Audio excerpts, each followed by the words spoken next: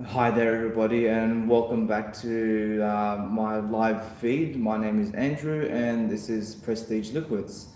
Um, Sorry to some of the guys I had in the chat earlier on. I had something come up quickly that I had to take care of, and I had to quickly cancel that last video that I had started. Pretty much what I was wanting to say at the beginning was that I've I've been at the stage where I haven't really been able to put out as much content as I've been wanting to. So I thought I would take this brief opportunity just to do a quick live review. Um, so today I will be doing the Laphroaig 4 This is a travel retail exclusive by Laphroaig, and it's one that I had bought from also one of the duty-free store in Tokyo when I went on holiday to Japan in back in 2017. Um, yeah, so I'm not going to go on too much about that right now. I do want to get into the tasting. So, castmate, you're back. The law. Yeah, I have had the law. I bought that very early on so I had bought the law very early on in my Laphroaig tasting days, and man, I absolutely loved it. If you are able to get your hands on it, I would highly recommend it. But for now, let's see, I'm going to start tasting the Laphroaig 4 So here we go.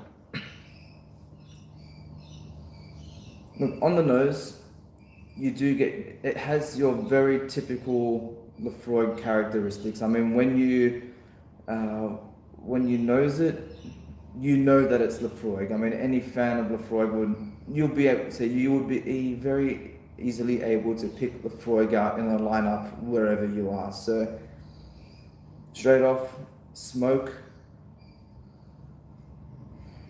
I would not say that it's as heavy on like the salty iodine note that the regular 10-year-old is. It's definitely oaky, of vanilla. And I think, so I'm just going to refer back to the can. I think that's one thing yeah, okay, so they are referencing that it's been aged in, say, four different casks. So you've got ex-bourbon, quarter casks, Virgin American oak barrels, and European oak hogsheads. So it is a very it is a very woody whiskey, especially on the nose at the moment. A bit of like a salty sea air is kind of coming through for me at the moment.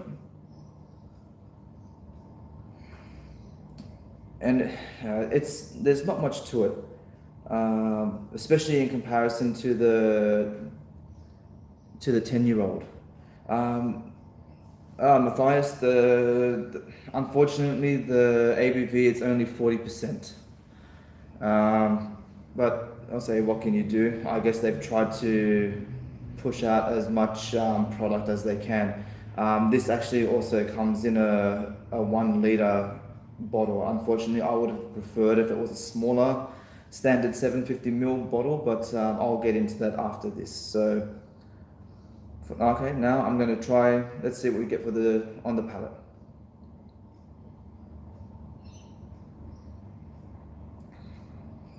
Again, standard Laphroaig. It's not as complex. Again, peaty, touch of smoke. That hint of iodine does come through. It's quite dry. You'll find the mouthfeel on this. Also, it doesn't really have much of a mouthfeel, to be honest.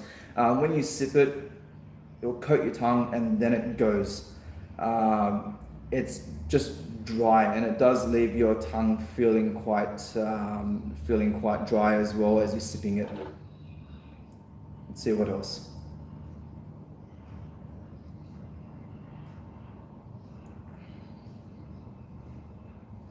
Yeah, extremely woody. Tip. I mean, it's typical of what they're saying. I mean, it's been aged in all these different barrels, and pretty much that's what you get is just wood notes. It's not bad, but it's not great either. The thing that I've found with this, it's a dirtier version of the Laphroaig 10. Now, I'm a big Laphroaig 10 fan. It is one of my favorite go-to whiskies. It's one that I have to have on hand all the time. And to me, I guess for the price, unfortunately, I can't remember the price of what I paid for this in the duty-free store, but I would rather pay the money and get the 10-year-old instead. I would say that even the select cask and the quarter cask are a better bang for your buck as well.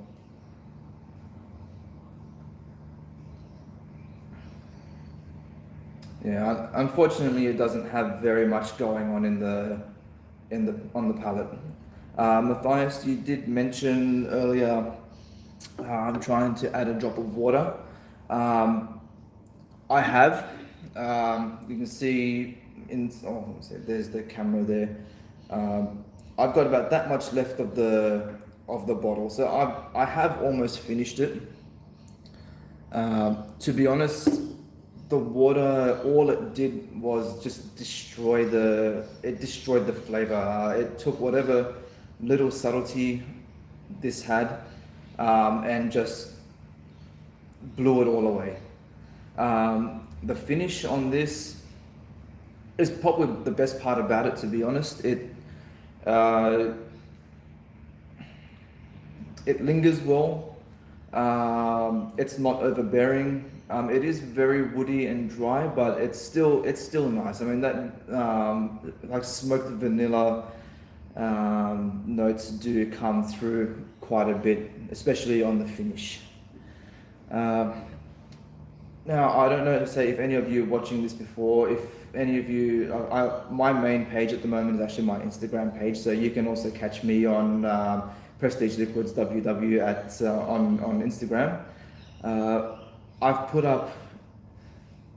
Sorry, Matthias, yeah, definitely, mate. I would pick the 10-year-old over this any day. Pretty much any. Look, I've tried. I've had the 10-year-old. I've had the select. I've had the quarter cask. I've had the law. I still have almost finished bottle of the Laphroaig 15-year-old. Oh, hi, Alan. How are you? Good to see you, mate. Yeah, so I've tried a few expressions of the Laphroaig, and so far, every single one of them leaves Laphroaig, the 4 oak, for dead. I must admit that when I bought this, I was so excited, and unfortunately, I don't know if that kind of ruined the experience for me. It was the first, so far it's been the first and only Laphroaig travel retail expression that I've had the opportunity to buy so far. And I just remember being so excited about buying it, and then when I eventually got it home and I opened the bottle, I'm thinking, from the get-go, as soon as I opened it to the time I started drinking it, I think I was disappointed. And look, I don't want to say that in the sense of trying to dissuade other people from trying it. I think if you have the opportunity, definitely give it a go. I mean, especially if you do like Laphroaig, try it. I mean, I don't like it, but I shouldn't say I don't like it. I was just simply disappointed by it. I've tried better Laphroaigs before, and I think the standard core releases of that Laphroaig put out, I think is just a better quality of whiskey than what this is, and I'll say that's just my opinion. And so, having said that, I have tried this a few different ways as well. I mean, I always try my whiskies neat at first. I've added water to it, and like I said, as I mentioned before, all it did was just blew it away. There was nothing left. It was pretty much just drinking straight water from the tap, and that was only by adding, I think, maybe 1 to 2 drops. That was it. It did not hold water very well. I've tried mixing it with Coke. That was okay. We started getting a bit better with flavor there, but at the end of the day, it just made the Coke taste dirty, to be honest. I've made an old fashioned with it. Again, nothing special. I won't be doing that again. So far, I have to say that the only way that I have really enjoyed, say, this whiskey in particular, is to have it with just a single ice cube. If you pour yourself a glass of this in a rocks glass or any type of tumbler that you might have, drop a small single ice cube. But the thing is with that, you're going to want to drink it fast, because once that ice starts to melt, it just dilutes like crazy.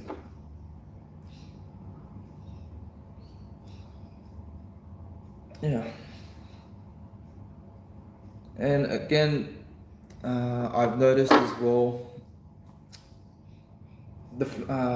say from the neck pour down to about where I am at with this now, flavor hasn't changed very much. I mean, it has stayed consistent. So yeah, so I guess that's a good thing. I would say that's a big positive note about it. I would say at least the flavor has stayed consistent from the beginning to end. Where say with the Laphroaig 10, for example, I found that I prefer the taste of it from the neck pour down to about, or I'd say the 3/4 mark. Once you reach that last quarter, then majority of the smoke and the peat pretty much leave the bottle, and then you're left with it. Actually, you'll be surprised, it becomes quite sweet. And the first time I noticed that, I was like, oh wow, and this is different. This isn't the Laphroaig 10 that I remember. But yeah, it's still enjoyable, but just tastes different. And I know for me, I prefer from the neck pour. Actually, no, say Matthias, I think your castmate, you're still in the chat. Mate, what travel retail expressions would you recommend? Have you yourself been able to try any of the other Laphroaig expressions? If you've traveled at all, have you tried, I don't know, say like the PX cask or the Brodier, for example? I mean, those are ones that I've really been wanting to try myself. If you have, what would you recommend? I am actually planning on going on a holiday in a few months, and I am looking for things to keep an eye out. So if you have any advice, please swing it by me, and I'll definitely keep an eye out on things. So yeah. Sorry, I'm just going to be a bit distracted. Yeah. Quarter cask. Yep, the quarter cask is definitely one that I've been wanting to try again. I remember I've only bought it once, and unfortunately, I think at the time when I first tried it, again very early on in my whiskey journey, I actually didn't enjoy it. For some reason, I couldn't get into it. I don't know if maybe because I might not have been used to the ABV at the time. Like you said, being 48%, I probably at the time I was more used to the 40% mark, maybe 43 at the most at about that stage. But now I feel now that my palate has developed a lot more, and that I am more used to higher ABV whiskies, I think I would enjoy the quarter cask a lot more than what I did when I originally tried it. Um, it's not that I didn't like it. To be honest, I just thought that it was overrated. Um, oh, you heathen. Or, sorry if I offended you, Matthias. But hey, I do want to give it another shot, and I definitely will. The only problem is I don't know how much it goes for in Denmark, but I think in Australia at a cheap price, from what I've seen, it goes for about 110 Australian dollars. So when you consider, say, that price point for other things that I could try, there are there are other whiskies that I would like to get that I can pretty much get for half the price that I would probably rather go for at this stage anyway. But I do still want to give it a go, and at some stage I'll definitely get it. I don't know. Maybe if somebody gives me a gift card for my birthday or something like that, I'll give it a shot. Oh, you heathen. um, I'm trying to think. Should I keep this going a little bit longer, or? Then so far I'm 16 minutes in. $53. Is that Hi, Stephen. Yes, I have tried the law. Very expensive in Sydney, unfortunately. That was probably one of the first whiskies that I didn't spare an expense on, especially when I was new to whiskey. Um, yeah, I really enjoyed the law. The law was fantastic. Unfortunately, where I am, there's no more bottles available. But I would love to be able to get my hands on another one if I could. Um, yeah, so as I was going to say before, at the moment now 17 and a half minutes in. How the hell does Aquavite Roy keep this going for 2 hours? I guess I suppose he probably does probably plan his chats quite to some detail, but yeah. So for me at the moment, this was supposed to be just a quick impromptu thing. So let's see. I'll try and keep it going as long as I can. Uh, I agree, castmate. Actually, Matthias, you mentioned that it was $53. Is that in the Danish currency, or do you know, is that at a yeah. Yeah, Roy is definitely a machine. You've got that right. He's a legend. I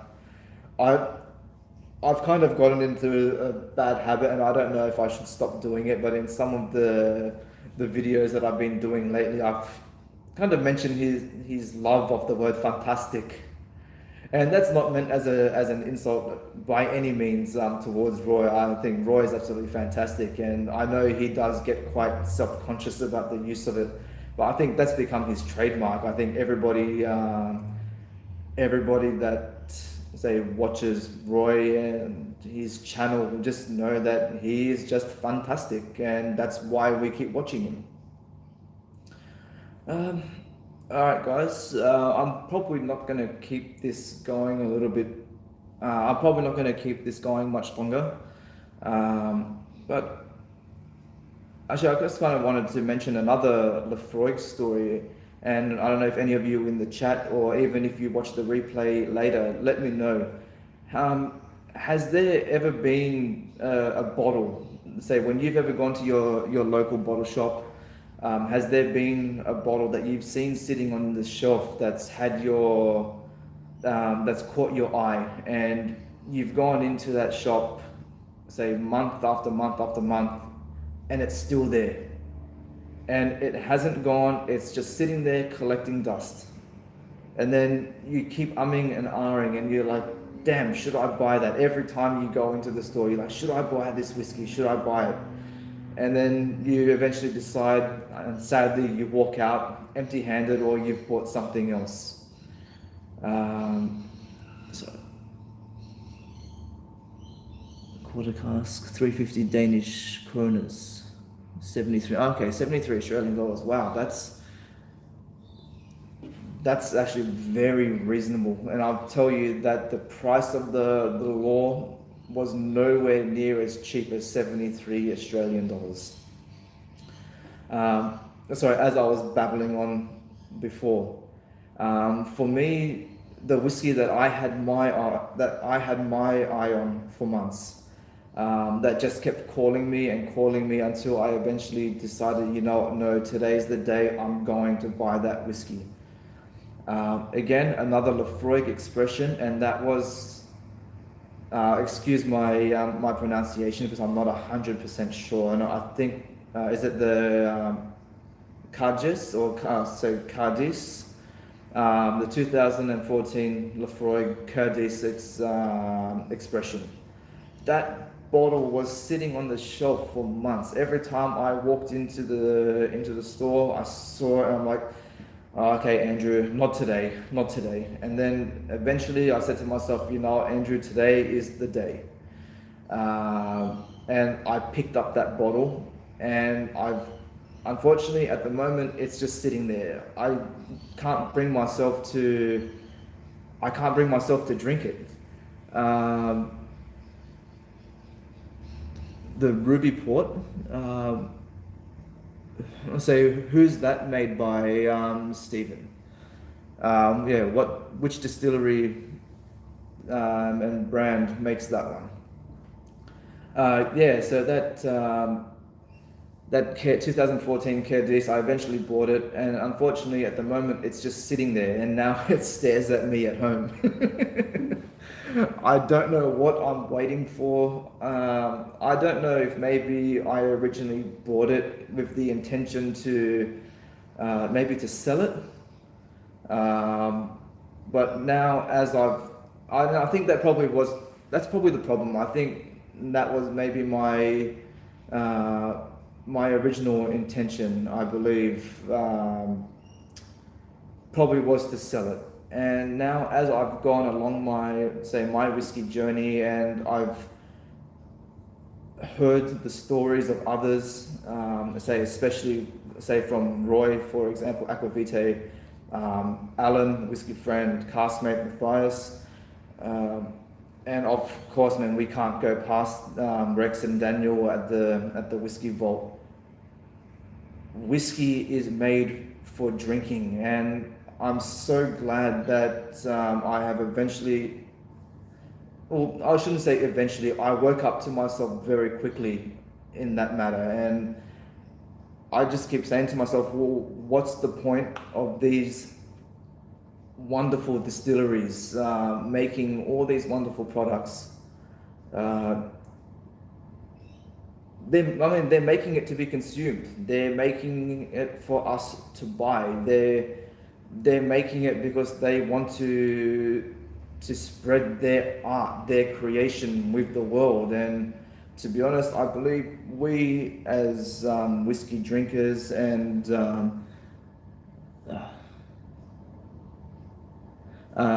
for us as whiskey drinkers and buyers, I personally believe that we are in some ways insulting the distilleries and the creators by actually not drinking the whiskies and sampling and trying their creations.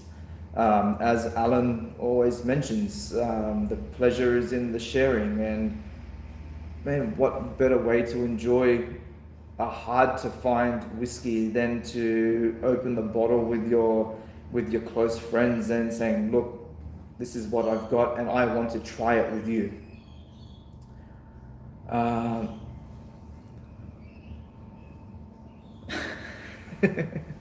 Yeah, I think we all deserve a bit of smiting if we don't drink our whiskey. Yeah, so going back to the Cadiz, and please forgive my my pronunciation. I know I'm pronouncing it wrong. Um, After I bought that bottle, I went on to the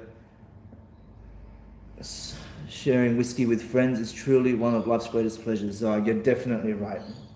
And I'm fortunate enough, I guess, for me to have a small group of people around me that I'm able to share my whiskey with. I wish the group was bigger, but unfortunately, it's not.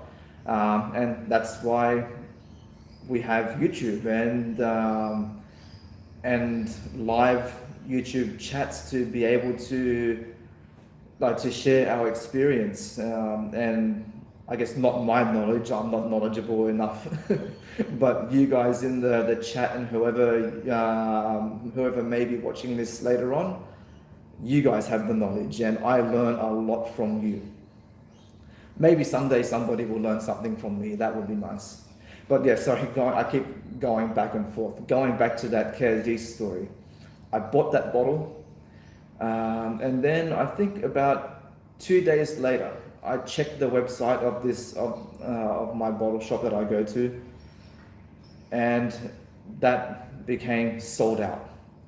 Now, I do not know if there were any other bottles of that expression available in any of their other stores. I mean, they are one of the major liquor retailers in Australia. So I'm just going to try and bring up this chat, sorry.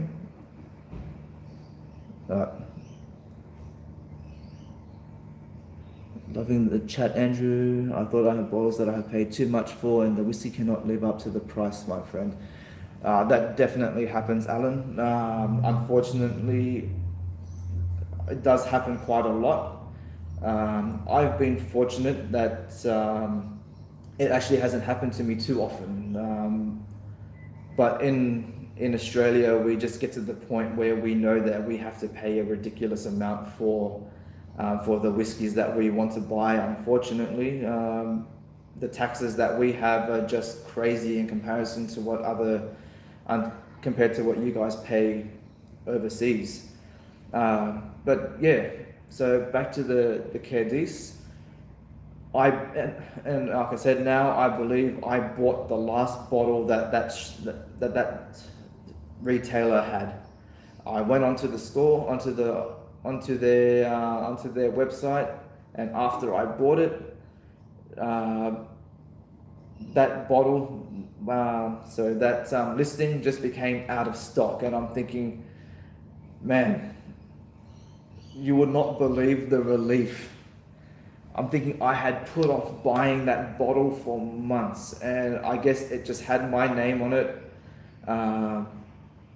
And it was meant to go to me. So I guess the whiskey gods spoke. I eventually listened. Maybe I should start listening more often. When I was saying that's a bit of advice, let that be some knowledge I passed on to you today.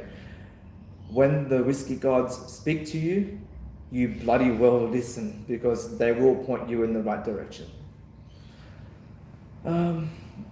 When I will open that bottle, however, I don't know. For some reason, I can't bring myself to opening it, and it's frustrating me because I really do want to drink it.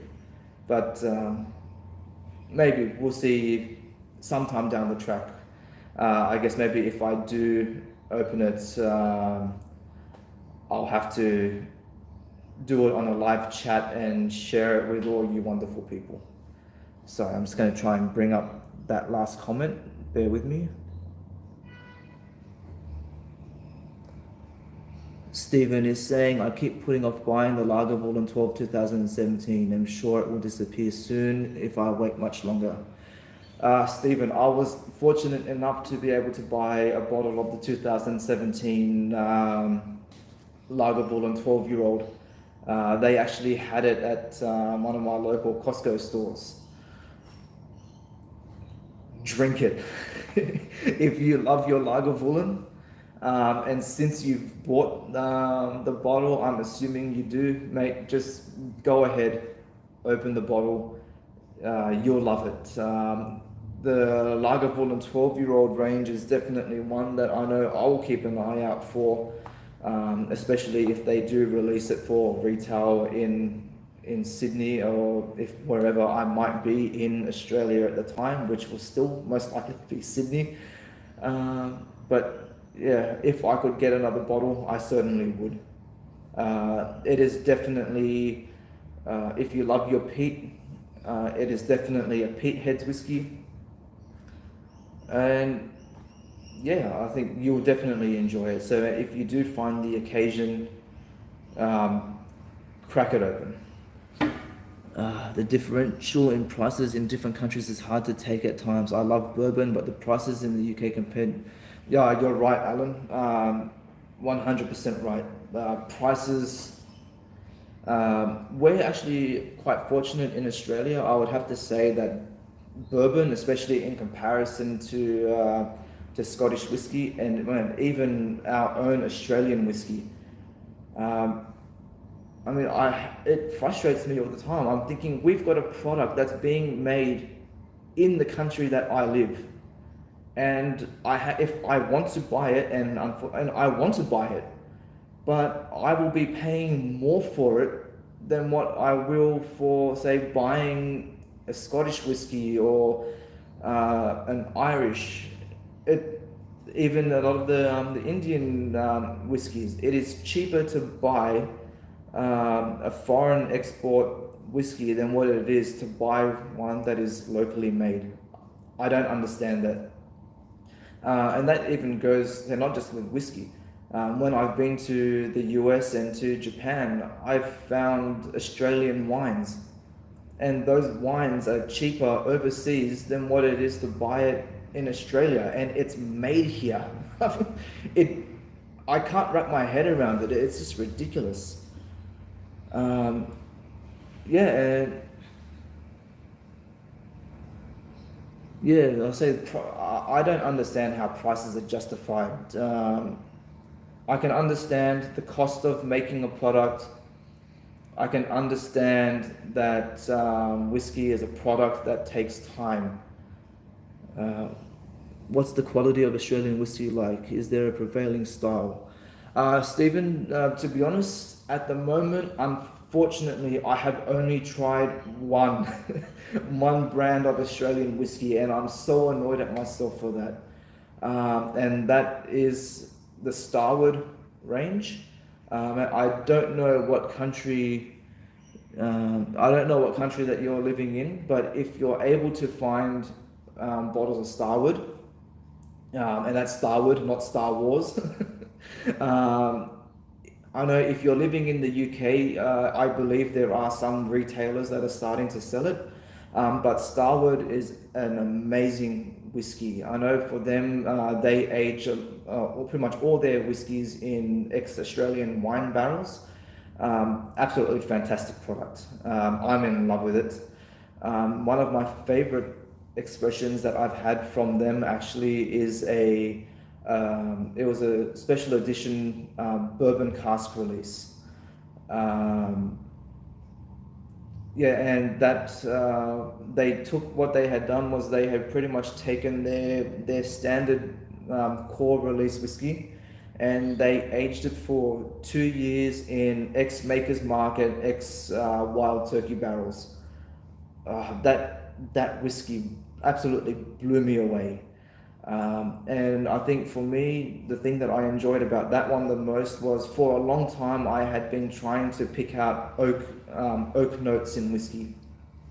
My palate hadn't developed enough for me to be able to say, yes, oh, that's definitely oak, until I tried that. And when I had it, I'm like, oh, damn, I can taste oak. I know what the taste of um, I now know the taste of oak, and now when I have other whiskies that are very oak dominant or have very dominant wood notes, I'm able to pick them out. And yeah, that was just a fantastic revelation for me. It was almost like an epiphany moment. The angels started singing. It was like, ah. Again, an example of the whiskey god speaking. Alan, you mentioned Sullivan's Cove. That is a very well-known Australian whiskey. Again, very expensive. Uh, in New South Wales, where I live, Sydney is a city in the state of New South Wales. We do have quite a few whiskey distilleries that are opening. Our craft distillery industry is starting to really develop at the moment. There are some that are actually not too far away from me, probably about an hour's drive, but unfortunately when it comes to my work, unfortunately I'm very limited with time and what I can and what I'm able to do to be able to go and visit the distilleries. I would love to, unfortunately I just don't have the time. And the other unfortunate thing is that I'm assuming a lot of the distilleries themselves actually can't afford to sell their whiskies in regular retail shops. They may sell them in, say, more local regional stores, but unfortunately in the bigger chains they don't. There are other Australian whiskies that I've had my eye on for a long time. Unfortunately, the price factor has been a big deterrent for me. Yeah, yeah. Again, we could go on about pricing for forever, and unfortunately, it's always going to be the same battle. Another example of price that I had, Glenfarclas. I know everybody in in the UK and I think in the US, depending on what state you're in, they really seem to go on a lot about how cheap Glenfarclas is. In Sydney, Australia, Glenfarclas is not cheap. I think I paid, and that was with a gift card as well that I had. I paid almost 100 Australian dollars for Glenfarclas 10-year-old. And I keep hearing, I think, is it Glenfarclas 105? I could be mistaken. Their cask strength edition, how cheap that is overseas. And I look at the price of it here in Sydney and it makes me cry. It does. That is very brutal, Alan. Oh, sorry, not Alan. Whiskey Straight. Oh, sorry, mate. But again, I live here, and if that's the price of the product, and if that's what I want to buy, well, unfortunately, that's the sacrifice, unfortunately. But yeah. All right, guys. I think I've babbled on a bit too much now. I'm surprised that you guys have actually been patient enough to stay with me this long. Well, we've almost gone 40 minutes. We're at the 38-minute mark. My mouth is dry from talking too much. Yeah. All right, guys. I'm going to leave it at that. I will say, please, if you haven't subscribed to me yet, if any of you are catching this on a replay, hit that subscribe button, hit that like button. Feedback, please. Whatever you have to say, throw it at me. Obviously, and we all know positive comments are always going to be welcome, but hey, if you have any forms of constructive criticism, throw it at me. I want to hear it. If you have any opinions and ideas on what I can do to improve my channel in any way, by all means, please. Every opinion is welcome. And say, for those of you who are still in the chat at the moment, have you enjoyed this? Honestly, have you enjoyed hearing me babble for this long? Would you be happy for me to do more live streams? Because I'll say, if you do, I was definitely I'll definitely be happy to do more of them. And like I said, especially considering that I am restricted with time to be able to do, say, proper edited reviews. Doing the live chat, I guess, does give me an opportunity to put out more content and to be able to communicate firsthand with all of you.